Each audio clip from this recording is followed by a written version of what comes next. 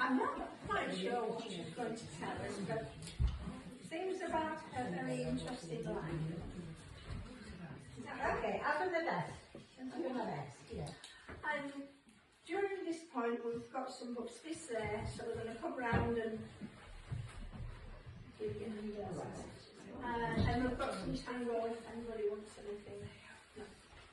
And we'll come round with the mince pies, and we have a huge chocolate cake, which is Barbara's birthday cake from her son. She didn't have to go, and so she's brought it today. And what is it, Barbara? Chocolate fudge. Chocolate fudge. You'll need your accent. Can we take a bit of it? You can. Yes, you can. Tomorrow. So I'll leave you with Diane now, and I will speak to you after she's finished of a few things I need to say. Okay? Good evening, everybody.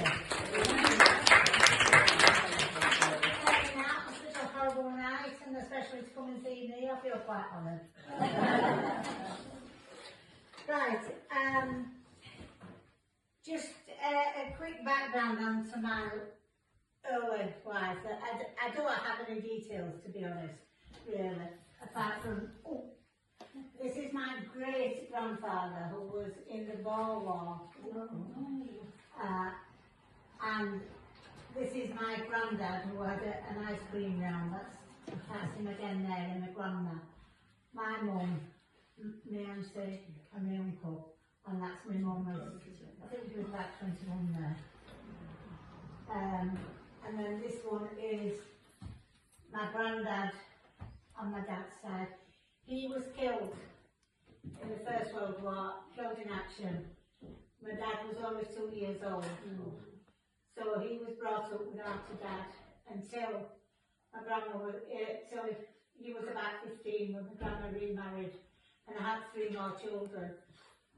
So the point I'm making basically is that things happen that change your direction in life. You know what I'm saying? Yeah. The fact that his father died with him so young and made a pattern for him. But then when his mum got married again and had 3 more children, that redirects you again.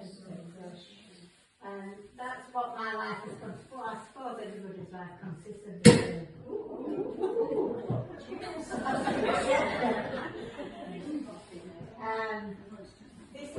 This is my dad in his office at work. This is him as a boy with his mum. So that's my grandma there. And anyway, I'll talk about them. Those are just sort of things that happened before my existence, basically. I was born on the 11th of March 1949. I weighed in at 9 pounds 11 ounces. I was. I've carried on growing, don't worry. I was the second of 5 children. My sister was the eldest, and I was born 16 months later. My brother was born 14 months later. My brother was born 16 months later, and my next brother was born 5 months later. If you can imagine, much of that time she was pregnant. So things must have been quite difficult for her, and especially under the circumstances that she was.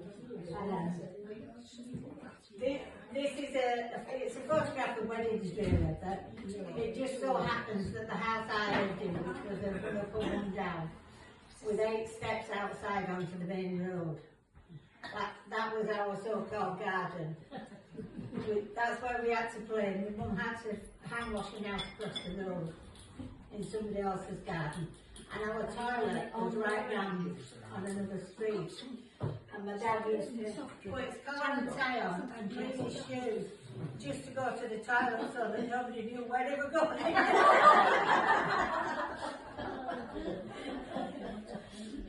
But that's what it was like. He was brought up, as you can see, he was brought up to be educated and smart and, you know, do right sort of thing. you can tell that it was. I've got a bigger photograph of this at home in a frame, and I stood looking at it one day and after thinking, that picture tells such a story just by looking at it. The fact that they're so well dressed, whereas this is my other grandma and granddad.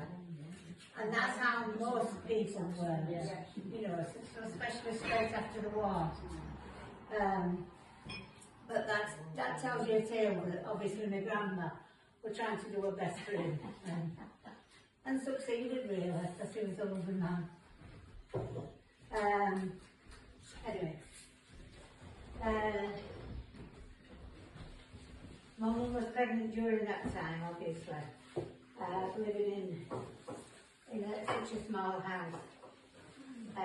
It was actually situated, that house, it was, one side of it, there was a pub, and the other side of it was a fish shop. And that would have been paradise to anybody else, but to us with no money. It was one of those Romans. Where was it? Back a car. Up a road, the road that runs from the top, Halifax Road, where the, what that pub was, that pub from the top of. I know where you mean. And it took you down into Bratton Road. It's still there.